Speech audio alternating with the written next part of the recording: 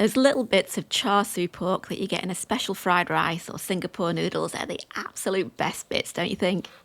I used to think that you needed specialist ingredients or a restaurant kitchen to make pork like this at home, but this version uses supermarket ingredients and still gives you that rich garlic, soy, hoisin, honey and 5-spice flavour. We start off by making the marinade. So to a large bowl, add 2 teaspoons of garlic powder, 1.5 teaspoons of Chinese 5-spice, 1/4 teaspoon of white pepper, 3 tablespoons of low sodium soy sauce, 5 tablespoons of light brown sugar, 3 tablespoons of hoisin sauce, 2 tablespoons of rice wine, and about 1/4 to 1/2 teaspoon of red food gel.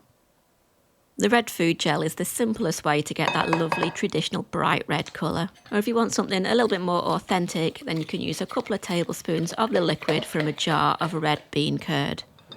And now for the pork. I've tested loads of different cuts of pork for this, and I found that the absolute best cut to use is a boneless pork shoulder joint. You want to slice that pork into about 4 or 5 pieces, so each is about the size of a block of butter. Then use a fork to stab the pork pieces lots of times on all of the sides, and this helps to tenderise the pork without flattening it.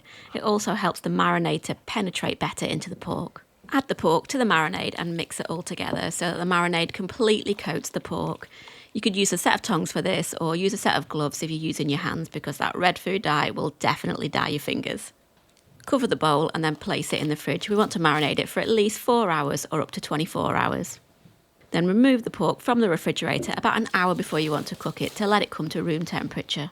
Preheat the oven and then line a large baking tray with plenty of foil. I didn't use enough here and it took me ages to clean the tray. Or better still, use one of those disposable foil trays. We want to top the tray with a wire rack and pour about 1 cup of boiling water into the bottom of the tray. This will help ensure it's a nice moist environment in the oven so that pork stays lovely and juicy. Add the pork to the wire rack and place in the oven for 15 minutes.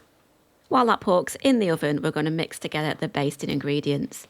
So we've got 2 tablespoons of hoisin sauce, 2 tablespoons of honey and 2 tablespoons of water, and just stir that together until it's combined.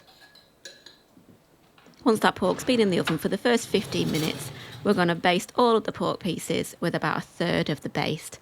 Then place it back in the oven for another 15 minutes. Then take it out of the oven, baste it again, and then back in the oven for another 15 minutes.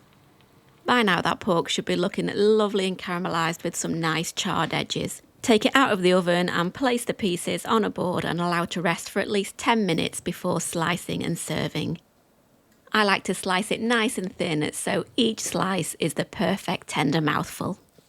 Or you can chop it up into little pieces and serve it in some fried rice or noodles. Sweet, sticky, savoury and slightly smoky with those lovely caramelised edges that you just know are going to be extra tasty.